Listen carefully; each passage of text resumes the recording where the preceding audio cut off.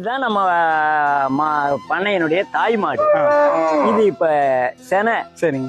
இது 15வது கண்ணு இப்ப போட போகுது. சரிங்க. இது இப்ப இந்த தடவை கண்ணு போட்டா சரிங்க. இது 15வது கண்ணு. இதுல என்ன கொடுமை தெரியுங்களா? சரிங்க. இதுக்கு சரியா கண்ணு தெரியாது. ஓ, கண்ணு தெரியாது. ரொம்ப வயசாயிட்டுது. இங்க இருக்குதுல மாடுவா. ஆமா. நம்ம பண்ணையில இருக்கிற மாடு எல்லாம் இதோட கண்ணுவாதான். சரிங்க. இப்ப தஞ்சாவூர் பக்கம் போனீங்கன்னா உம்பளச்சேரின்னு சொல்லுவாங்க. கண்டிப்பா.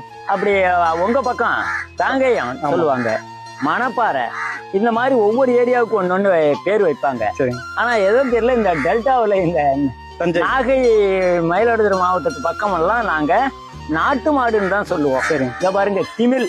இந்த திமிழ் இருந்ததுனாக்கா அது நாட்டு மாடு. நாட்டு மாடுங்கன்னு தான் நாங்க சொல்றதை ஒழி இதுக்குன்னு தனியா பேரு வச்ச மாதிரி. அதே மாதிரி ஹைட் கொஞ்சம் ஹைட் கம்மியா இருந்ததுனாக்கா சரிங்க எப்பவுமே தீனி கொஞ்சமா சாப்பிடும். சரி, சரிதானே? கண்டிப்பா. பல விதத்துல அது நமக்கு லாபமா இருக்கும். பெரிய மாடா இருந்தா பராமரிப்பும் அதிகம், தீவனமும் தீவன செலவும் அதிகம். கண்டிப்பா. சாதாரண மாடு இந்த மாட்டை பொறுத்த வரைக்கும் அதிகமா தீனி கேட்காது. சரிங்க.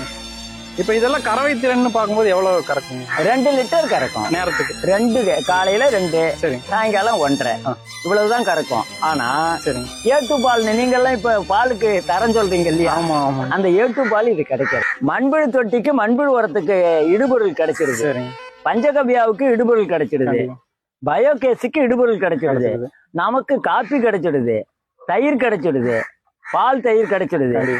இது போக மிச்சப்படுறது டெப்போல வச்சா அதுக்கு மற்ற செலவுகள் இருக்கு இல்லையா? கண்டிப்பா. பராமரிப்பு செலவுகளுக்கு ஆயிடுது. சரி, இப்ப இது வந்து பாலை பொறுத்த வரைக்கும் இந்த நம்ம சைடு, அதாவது மயிலாடுதுறை நாகை மாவட்டத்தை பொறுத்த வரைக்கும் என்ன ரேட்ல போயிட்டு இருக்குங்க? சாதாரண டெப்போல போனா 30 to 40 ரூபா. ஏப்பா 30 to 40 ரூபா அளவுக்கு போயிட்டு இருக்கு.